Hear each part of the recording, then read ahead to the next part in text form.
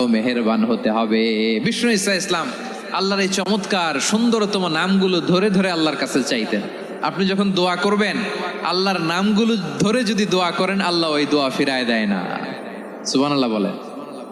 আপনি যদি দোয়ার মধ্যে বলেন ইয়া রহমান, সবাই বলেন ইয়া রহমান, ইয়া রহিম, ইয়া হাইয়্যু, ইয়া কাইয়্যুম, আল্লাহর চমৎকার নামগুলো ধরে ধরে যদি আল্লাহর কাছে ফরিয়াদ করেন, আল্লাহর নামগুলো ডাকেন, আপনার দোয়া মুহূর্তেই কবুল করবে কে?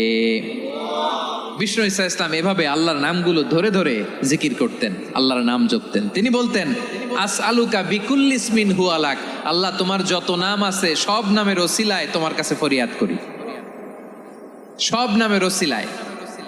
আনজালতাহু ফি কিতাবিক, যে নাম তুমি তোমার কিতাবে নাজিল করেছো। আও আল্লামতাহু আহাদাম মিন খালকিক, অথবা তোমার কোন সৃষ্টিকে তোমার নাম তুমি জানিয়েছো। আও ইস্তাসারতা বিহি ফি ইলমিল গায়বি ইনদাক, অথবা গায়েবের জ্ঞানে তুমি তোমার নিজের জন্য ওই নামগুলো সংরক্ষিত রেখে দিয়েছো। সব নামের ওসিলায় তোমার কাছে চাই। সুবহানাল্লাহ পড়েন।